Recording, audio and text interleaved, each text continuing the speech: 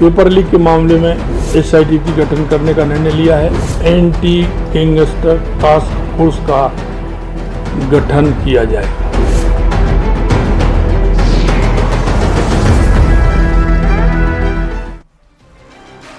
नमस्कार, बहुत बहुत स्वागत है आप सभी का वीकेंड डिबेट में। मैं रविंद्र सिंह आपके साथ। और आज वीकेंड डिबेट का मुद्दा और सवाल यह कि एक्शन में सरकार, पेपर लीक पर वार। सीएम भजनलाल शर्मा मुख्यमंत्री का कार्यभार सुपर एक्टिव मोड में आ चुके हैं नजर, और सीएम ने आमजन के लिए इस बीच बड़े फैसले लिए। शुक्रवार को सीएमओ में अपनी पहली प्रेस कॉन्फ्रेंस के दौरान भजनलाल शर्मा ने कहा कि युवाओं का भविष्य दांव पर लगाने वालों को बख्शा नहीं जाएगा। राज्य सरकार यह सुनिश्चित करेगी कि भविष्य में पेपर लीक ना हो। सरकार ने पेपर लीक की जांच के लिए एसआईटी के गठन की घोषणा की, और इसके साथ ही सीएम ने गैंगस्टर्स पर एक्शन के लिए एंटी गैंगस्टर टास्क फोर्स गठन का फैसला लिया। करेंगे इसी मुद्दे पर चर्चा, पहले एक रिपोर्ट देंगे। भजनलाल शर्मा ईश्वर की शपथ लेता हूं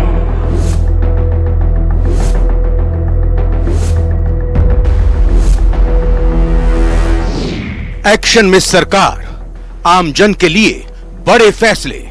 प्रदेश की डबल इंजन की सरकार किसान, गरीब, महिलाओं, युवाओं को ध्यान में रखते हुए मजबूत फैसले लेंगे। महिला सुरक्षा, भ्रष्टाचार उन्मूलन को बताया मुख्य प्राथमिकता। महिला सुरक्षा, भ्रष्टाचार उन्मूलन हमारी सरकार की मुख्य प्राथमिकताएं होंगी। प्रदेश की जनता को मिलेगी भ्रष्टाचार से मुक्ति। प्रदेश की जनता को मिलेगी भ्रष्टाचार से मुक्ति। सरकार भ्रष्टाचार के विरुद्ध जीरो टॉलरेंस की नीति पर चलते हुए कार्य करेगी। पेपर लीक मामलों की जांच के लिए एसआईटी होगी गठित। पेपर लीक के मामले में एसआईटी की गठन करने का निर्णय लिया है। प्रदेश के युवाओं की शक्ति के भविष्य के साथ जो खिलवाड़ करने वाले अपराधियों को सख्त सजा मिलेगी। संगठित अपराधों के उन्मूलन के लिए गठित होगी एंटी गैंगस्टर टास्क फोर्स। संगठित अपराध उन्मूलन के लिए एडीजीपी अधिकारी के नेतृत्व में एक विशेष कार्यदल एंटी गैंगस्टर टास्क फोर्स का गठन किया जाएगा। एक्शन में सरकार, पेपर लीक पर वार। तो एक्शन में सरकार और मुख्यमंत्री आ चुकी है। इसका असर भी अब माना जा रहा है कि आगे आने वाले दिनों में जल्द ही देखने को मिलेगा। चार खास मेहमान जुड़ चुके हैं, परिचय कराते हैं। पौरुष भारद्वाज जी हैं, कांग्रेस नेता, स्वागत आपका। शैलेंद्र गुर्जर जी हैं, बीजेपी नेता, आपका स्वागत। एसपी मित्तल साहब, वरिष्ठ पत्रकार, और इसके अलावा डॉक्टर संजय शर्मा, राजनीतिक विश्लेषक, हमारे साथ जुड़ चुके हैं। पौरुष जी, पहला सवाल सीधा आपसे करूंगा, और वो ये कि जिस तरीके से कल पहली प्रेस कॉन्फ्रेंस में 3 महत्वपूर्ण फैसले लिए गए, आज ये कहा गया कि आरपीएससी की आगे आने वाली इस कैलेंडर की भर्तियों को लेकर 28 को मीटिंग होगी, पुनर्विचार किया जाएगा। ये जो तमाम अब एक्शन दिखाई दे रहे हैं, इससे संतुष्ट हैं आप?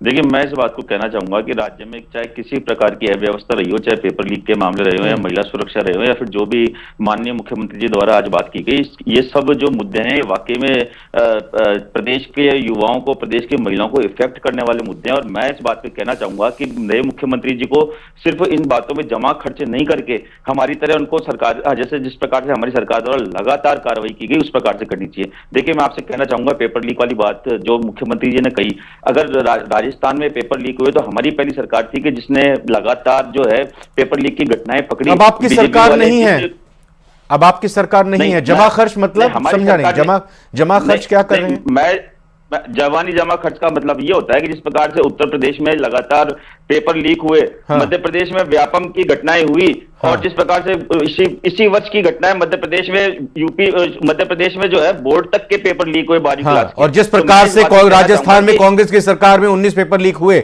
एक बात और जोड़ता हूं, ठीक है, आगे बताइए। राजस्थान में 19 पेपर लीक हुए तो राजस्थान में कार्रवाई हुई। राजस्थान में आरपीएससी मेंबर को राजस्थान के एसीडी ने पकड़ा। राजस्थान के अंदर जो भी दोषी थे उनको हमने पकड़ा। जिस आपका ये कहना है पौरुष जी, जो एसआईटी गठित की गई है, बस को सुनिए, आप बीजेपी प्रवक्ता की तरह बात मत कीजिए, आप मेरी बात सुनिए। सुनिए। एक मिनट, ये पौरुष जी, ये बौखलाहट मत दिखाइए। जवाब पूरा नहीं, एक आपको मिनट, जवाब पूरा पड़ेगा, दूंगा, पर आप जवाब पूरा सुनूंगा। अरे पहले मेरा सवाल तो सुन लीजिए। एसआईटी गठित जो की है, एक मिनट पहले अपने शब्दों पे ध्यान दीजिए पौरू जी। जो सवाल मैं ठीक है, आप जवाब दीजिए। ये बताइए, एसआईटी गठित करने का फैसला जो है वो सही नहीं है, एसआईटी गठित करना सही नहीं है, आप ये कहना चाह रहे हैं क्या? अब बताइए, अपना जवाब पूरा। एसआईटी गठित करने का फैसला बहुत अच्छा है, परंतु मैं बीजेपी वालों से पूछना चाहूंगा कि आपने तो काले धन पे भी एसआईटी गठित की थी, क्या किया आपने? जवाब दीजिए। और दूसरी बात, आप एसआईटी गठन की बात करते तो आपको यह नहीं भूलना चाहिए कि पेपर लीक के ऊपर हमारी सरकार ने जो कार्रवाई की, आप इससे अच्छी कार्रवाई करके आप मध्य प्रदेश में उदाहरण सेट करते, व्यापम के दोषियों को पकड़ते, उत्तर प्रदेश में जो पेपर लीक है उसके दोषियों को पकड़ते आप। और दूसरी बात, भाजपा शासित राज्यों की तुलना करेंगे तो राजस्थान पहला राज्य है जिसने पेपर लीक में कड़े से कड़ा कानून बनाया, जिसमें 10 वर्ष की कैद से लेकर के उम्र कैद की सजा का प्रावधान है और 10 लाख रुपए से लेकर के आरोपियों की संपत्ति अटैच करने का प्रावधान है। मैं पूछना चाहूंगा भारतीय जनता पार्टी के हमारे मित्रों से कि क्या वे एक भी ऐसा उदाहरण पूरे भारतवर्ष में अपने शासित राज्यों का पेश कर सकते हैं? वे नहीं कर सकते। और आप बात महिला अपराध की करते हैं। एक मिनट रुकिए, महिला अपराध पे आता हूं। एक मिनट रुकिए पौरू जी, जरा रुकिए, फुल स्टॉप। और आपको जो कहना है वो कह लीजिएगा, ठीक है? जो खींच है आपके अंदर वो बिल्कुल जाहिर कर सकते हैं, समझ गए? लेकिन थोड़ा मर्यादा बरकरार रखते हुए मेरे सवाल का आप जवाब दीजिए कि राजस्थान में सरकार में तो आप थे, हमने तो नहीं हटाया आपको, जनता ने हटाया। उत्तर प्रदेश में चुनाव में आप गए, आप क्यों नहीं आ गए अभी तक इन तमाम मुद्दों को उठाते हुए? मध्य प्रदेश में आपने इन मुद्दों को उठाया तो क्यों नहीं आपकी सरकार बन गई? जवाब मैं लेता हूं बीजेपी के प्रवक्ता शैलेंद्र गुर्जर जी सवाल उठाए हैं पौरू जी ने, जवाब आपको देना होगा क्योंकि प्रवक्ता बीजेपी के आप हैं। सवाल मैं कर रहा हूं, पौरू जी इसको कुछ भी कह लें भले ही। बोलिए शैलेंद्र जी।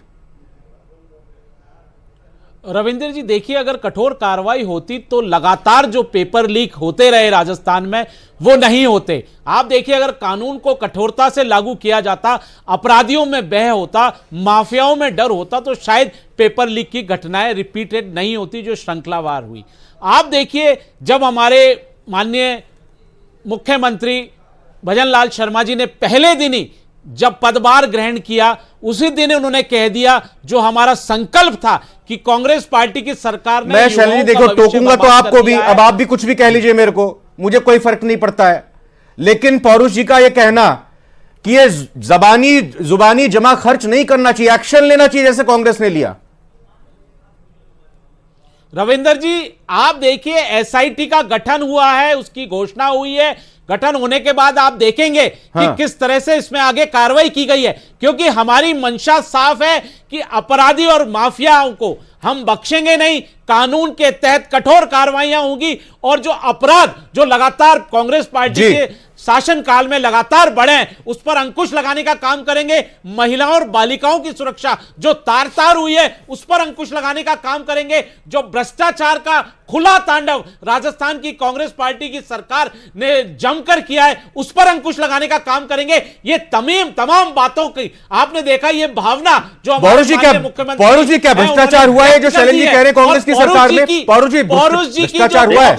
देखिए, मैं ये बात कहना चाहूंगा, राजस्थान में यदि कोई भ्रष्टाचार की घटना हुई है तो राजस्थान की एंटी करप्शन ब्यूरो ने कार्रवाई करी है। और सबसे बड़ी बात, भारतीय जनता पार्टी ने जिस प्रकार से केंद्रीय एजेंसियों को दुरुपयोग किया, हमारे यहाँ पे ईडी के छापे पड़वाए, हमारे यहाँ पे इनकम टैक्स के छापे पड़वाए, हमारे यहाँ पे सीबीआई के छापे पड़वाए। मैं भारतीय जनता पार्टी के प्रवक्ता से पूछना चाहूंगा कि हमारी सरकार के कार्यकाल के दौरान आपने जितने छापे पड़वाए, क्या उसमें हमारा एक भी नेता दोषी पाया गया? क्या एक भी अधिकारी दोषी पाया गया? आपने सिर्फ राजनीतिक दुरुपयोग किया केंद्रीय संस्थाओं का। आपने एक माहौल बना दिया जनता के सामने कि जैसे पता नहीं राजस्थान में क्या हो गया हो। अगर आपने कार्रवाई करने का उदाहरण पेश करना था तो आप मध्य प्रदेश में व्यापक घोटाले में कार्रवाई करके आप उदाहरण पेश करते। मध्य प्रदेश की रट लगाकर आ गए हैं आज, पता नहीं पौरुष जी। आप बताइए ना, जल जीवन मिशन में अगर आप ईडी नहीं आती तो घोटाले पकड़े जाते। शर्म आनी चाहिए कांग्रेस पार्टी के प्रवक्ता को। क्या आपके इंजीनियर अधिकारी पकड़े नहीं गए? क्या वहां से लाखों की संपत्ति आपके सीनियर ब्यूरोक्रेट क्या कार्रवाई की है? आप बताइए, उन पे कार्रवाई चल रही है, अनुसंधान चल रहा है और आप बोलेंगे कि जनता को गुमराह करने वाली क्या बात है? आप बताइए, अगर ईडी नहीं आती तो क्या आप बताइए जो पेपर लीक हो गया? ठीक है, एक मिनट प्लीज। पौरुष जी और शैलेंद्र दोनों की बात नहीं समझ में आ रही है। एक मिनट भाई, एक मिनट पौरुष जी और शैलेंद्र जी, एक मिनट, शांति शांति शांति शांति, एक मिनट। अरे साहब शांति, एक मिनट रुक जाइए जरा प्लीज। मित्तल साहब, ये जो ये बताती है कांग्रेस पार्टी की प्रवक्ता। अरे भैया, अरे सर एक मिनट, बाकी दो मेहमान और भी हैं, उनसे बात करनी है। मित्तल सर, ये बताइए कि कांग्रेस इतनी व्याकुल, क्यों नजर आ रही है? अभी सरकार बनी है और वो पहले तो लगातार, अब जब उनकी सरकार थी कहती थी कि भाई पहले कोरोना आ गया, फिर बीजेपी ने हमारी सरकार को गिराने का काम किया। अभी 2 दिन हुए हैं और वो एक्शन मोड चाहते हैं, वो चाहते हैं कि जुबानी जमा खर्च ना हो। ये 3 फैसले, चाहे संगठित अपराध पर नियंत्रण करने के लिए, महिला और बालिकाओं के ऊपर होने वाले अपराध को नियंत्रित करने के लिए, पेपर लीक के संबंध में बात हो, भ्रष्टाचार को संबंध में बात हो, ये जो कल 3 बड़ी बातें कही गई और केंद्र की योजनाएं नीचे तक आए उसके लिए मॉनिटरिंग कमेटी गठित करने को लेकर, मित्तल साहब समझाएं, क्या ये वाकई जुबानी जमा खर्च ही है या धरातल पर दिखाई देना चाहिए और दिखेगा? मानना है कि जो कांग्रेस के जो प्रवक्ता है उनको शायद अभी इस बात का एहसास नहीं हो रहा कि वो अब क्या नाम से विपक्ष में आ गए हैं। ऐसे ही भारतीय जनता पार्टी के जो प्रवक्ता है उनको इस बात का भरोसा अभी नहीं हो रहा कि वो सरकार में आ गए। दोनों की देखो भूमिका अलग अलग हो गई है। कांग्रेस के प्रवक्ता मैंने देखा पहले कई बार अपन डिबेट में साथ आए, कांग्रेस के प्रवक्ता अक्सर जब सवालों का जवाब नहीं होता तो यही कहते थे कि जो एंकर है वो क्या नाम से भाजपा के प्रवक्ता की भूमिका निभा रहा है। नहीं सर, बीजेपी वाले भी उनको कांग्रेस के प्रवक्ता कहते हैं। ये तो चलिए कोई बात नहीं, जब सवाल कड़वा होगा ऐसे ही करेंगे। बीजेपी वाले भी कैसे कह देते हैं ऐसे? अरे बहुत सुन लीजिए ना उनको जरा, आपको क्यों चिढ़ हो रही है? रुकिए, सुन लीजिए उनको, वो बोले नहीं है। आप 10 मिनट से आप दोनों बात कर रहे हैं, बोले क्या होगी? सुन लीजिए, मैं दोनों की बात कर रहा हूँ। मैं दोनों की बात कर रहा हूँ, आप सुनिए, मैं दोनों की बात कर रहा हूँ। मैं भारतीय जनता पार्टी की बात कर रहा हूँ, मैं बात कर रहा हूँ जी। मैं उनके लिए भी कह रहा हूँ कि उनको भी ये समझना चाहिए कि अब वो सरकार में आ गए और जनता ये चाहती है कि एक्शन हो। जिस तरीके से पेपर लीक के बारे में एसआईटी के गठन की बात कही गई है, घोषणा की गई है, मुझे लगता है हमें जांच का इंतजार करना चाहिए। लेकिन इसके साथ ही ये भी महत्वपूर्ण है कि हमने देखा कि जब क्या नाम से रीट का पेपर आउट हुआ था तो माध्यमिक शिक्षा बोर्ड के अध्यक्ष ने जो प्रतिक्रिया दी थी वो सबके सामने है। उन्होंने कहा था कि क्या नाम से बड़े लोगों पे कार्रवाई होनी चाहिए, इसमें बड़े लोगों का हाथ है। वो कांग्रेस ने वहां तक जांच नहीं की। इसी प्रकार जब आरपीएससी में 2nd ग्रेड का शिक्षक भर्ती घोटाला और उसमें तो इतनी बुरी दशा हुई कि आरपीएससी के मेंबर खुद क्या नाम से प्रश्न पत्र आउट कर रहे थे। तो ये सारी चीजें हैं, कार्रवाई होनी चाहिए। और एक चीज और, एक मिनट ब्रेकिंग न्यूज आ रही है और मैं जरा आपसे ये चाहूंगा, जो केशव, मैं नाम भूल रहा हूं उनका, जो पकड़े गए थे, जो इनको मंत्री का दर्जा प्राप्त था और किस तरह से उनके ऊपर जो आरोप लगे थे फिर वैसे खारिज कर दिए गए थे, सर उस पर डिटेल चाहूंगा मैं आपसे। लेकिन फिलहाल बड़ी खबर देखिए आ रही है, एक बड़ी खबर आ रही है जयपुर से। मुख्यमंत्री भजनलाल शर्मा राजभवन पहुंचे और कल दिल्ली जाएंगे सीएम भजनलाल, और पीएम से मिलने का कार्यक्रम बन रहा है। माना जा रहा है कि मंत्रिमंडल विस्तार को लेकर इसमें चर्चा हो सकती है। तो बड़ी खबर, बड़ी जानकारी, इस वक्त ब्रेक कर रहे हैं इस खबर को। जयपुर से बड़ी खबर, मुख्यमंत्री भजनलाल राजभवन इस वक्त पहुंचे हैं और कल दिल्ली जाने का कार्यक्रम है। सीएम भजनलाल का पीएम से मिलने का कार्यक्रम बन रहा है और मंत्रिमंडल विस्तार को लेकर इसमें चर्चा हो सकती है। ये ब्रेकिंग चलती रहे, लेकिन इस बीच में मैं एक बार फिर से मित्तल साहब का रुख करूंगा। मित्तल साहब, वो जो एक कांग्रेस के ही शायद पूर्व विधायक भी थे और उनको मंत्री का दर्जा भी प्राप्त था, पैसे लेते हुए, नोट गिनते हुए 2-3 आदमी पकड़े गए थे, उन पे आरोप भी लगे थे। वो क्या मैटर था? कुछ उनके ऊपर जो आरोप थे वो शायद ढीले भी कर दिए गए थे, बताइए सर।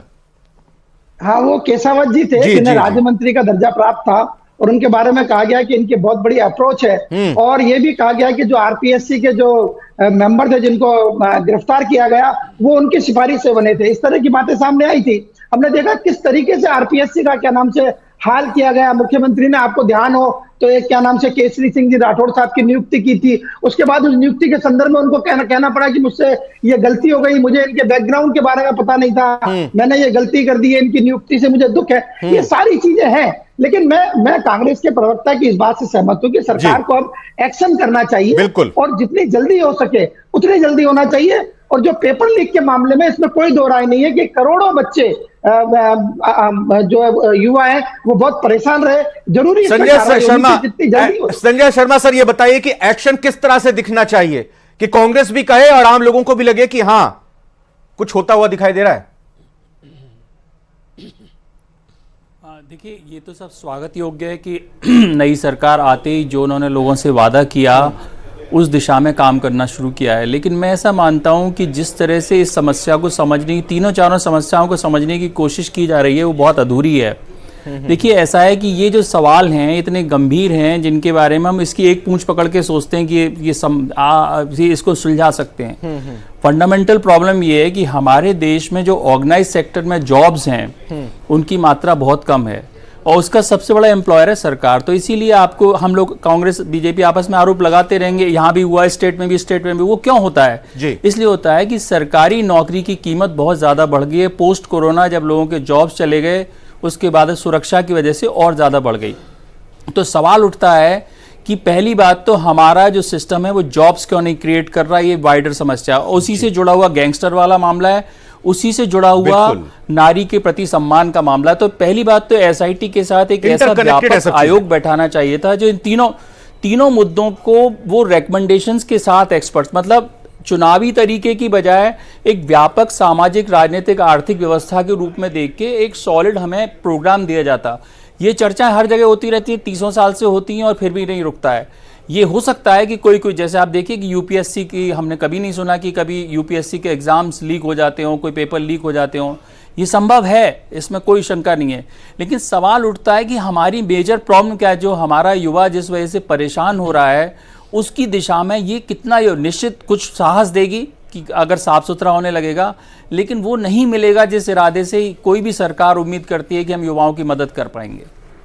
बहुत अच्छी बात यहां पर शैलेंद्र जी देखिए संजय जी ने कही है, क्योंकि आपने भी ये कहा है कि आरपीएससी में हुई भर्तियों की जांच होगी और इसके साथ ही ज्यादा से ज्यादा रोजगार का सृजन होगा, सरकारी नौकरी भी देंगे, रोजगार के अवसर भी प्रदान करेंगे। तो ये सारी चीजें जिस तरीके से इंटरकनेक्टेड हैं, तो इसे बड़े पैमाने पर, बड़े व्यापक तरीके से देखने की जरूरत है।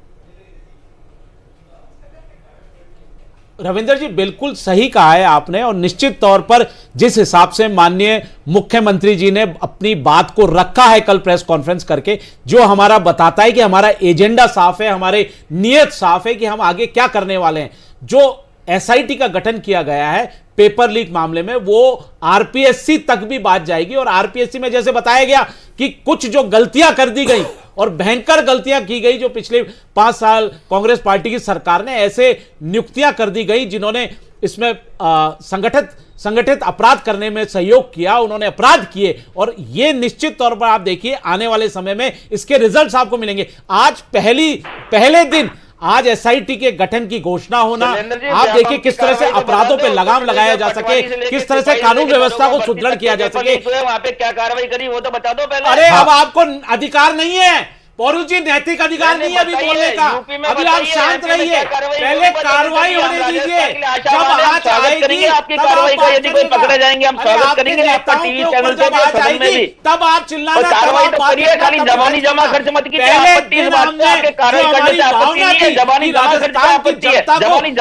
अपराधों से मुक्त करने का, अपराध में अंकुश लगाने का, महिला और बालिकाओं को सुरक्षित करने का, उस पर काम शुरू हो गया है। और आपको मैं बता दूं, एक मिनट शैलेंद्र जी सुनिए, जरा कुछ बोल रहे हैं, पौरू जी सुन रहे हैं, एक मिनट शैलेंद्र जी, एक मिनट सरकार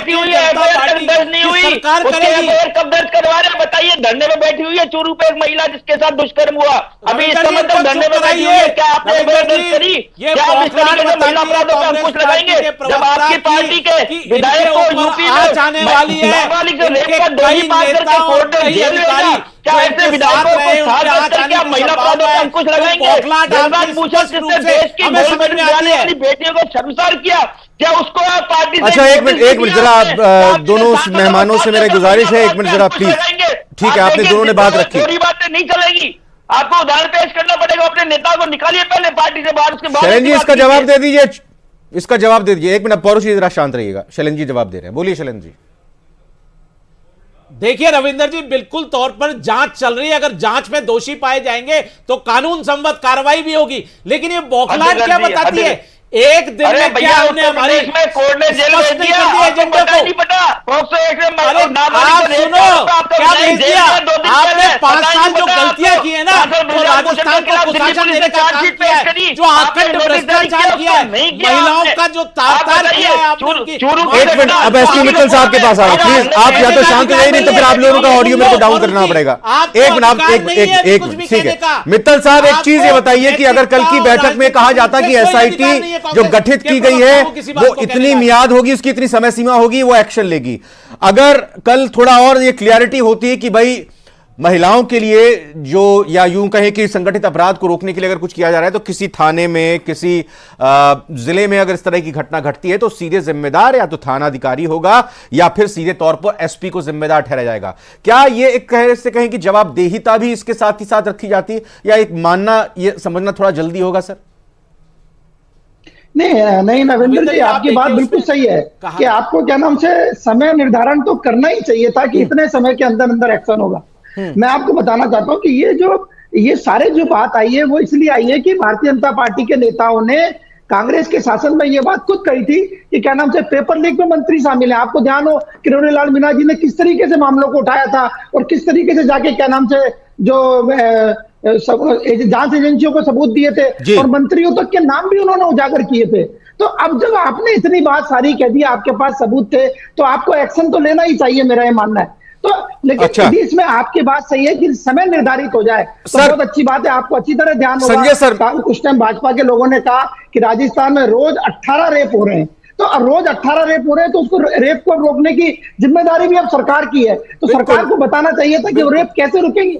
जहां तक आपने शैलेंद्र जी, ये जवाब बिल्कुल, ये जवाब नहीं कि जांच हो रही है उसके बाद अगर कुछ होगा तो कार्रवाई की जाएगी, क्योंकि आप ही लोग, अगर कुछ एलिगेशन लगता है, आरोप लगता है, तो फिर आप ही सबसे पहले पीछे पड़ते हैं।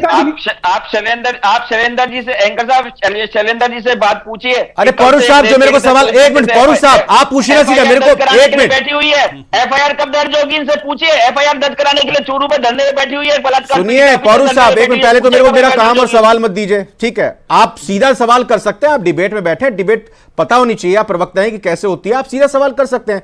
अब भाई शैलेंद्र जी, सवाल का जवाब दीजिए। ये पौरुष जी ने कहा है एफआईआर क्यों नहीं हुई नेता के ऊपर? निश्चित तौर पर मैं बताना चाहता हूं कि महिला और बालिकाओं के अपराध के प्रति भारतीय जनता पार्टी, वो स्पेसिफिक पूछ रहे हैं चूरू वाली, बहुत गंभीर है। इसीलिए आप देखिए ना, इसीलिए कब कार्रवाई होगी बताइए। अब आप पहले या तो आप इनको बोलने, रविंदर जी इनका माइक म्यूट कराइए, ये बौखलाहट इनकी साफ बता दी। देखो पौरुष जी, अगर आप बोलेंगे तो जवाब नहीं देंगे फिर। एक मिनट पौरुष जी, हंसी है बड़ी अच्छी, कितनी अच्छी हंसी है पौरुष जी आपकी, उसको ये पचा नहीं पाए। सर एक मिनट, संजय सर, बहुत छोटा सा मेरे पास वक्त है 10 सेकंड का। क्या मंत्रिमंडल गठित हो जाएगा, मंत्रिमंडल बन जाएगा, सबके पोर्टफोलियो बढ़ जाएंगे, तो ये चीजें थोड़ा स्ट्रीमलाइन हो जाएंगी? नहीं, बिल्कुल ऐसा नहीं है। देखिए आप, मैं एक छोटा सा डेटा बताता हूं। एनसीआरबी का एक डेटा है जिसमें करीब 5400 रेप केसेस का मामला राजस्थान का आया है। उसमें से अराउंड 270 के अलावा सबके लिए बहुत सारे लोग नोन थे। इस डेटा सारे लोग इस डेटा को सर अगली बार सारे लोग नोन थे। हाँ, 270 सर, सॉरी सर, 270, क्योंकि आपने एक बात महत्वपूर्ण ये कह दी है कि अगर सरकार पूरा रूप भी ले लेती है तब भी ये नहीं कहा जा सकता कि सारी चीजें बहुत बेहतर तरीके से। मैं इसलिए कह रहा हूं कि पूरी सरकारें हर जगह नहीं है, यही लिया है बीजेपी ने और वादा यही समस्या बन चुकी है, और उम्मीद भी करते हैं कि बीजेपी की सरकार ये करके दिखाएगी। फिलहाल चारों खास मेहमानों का बहुत बहुत धन्यवाद। फिलहाल इतना ही। मननलाल शर्मा ईश्वर की शपथ लेता हूं, पेपर लीक के मामले में एसआईटी की गठन करने का निर्णय लिया है। एंटी गैंगस्टर टास्क फोर्स का गठन किया जाएगा।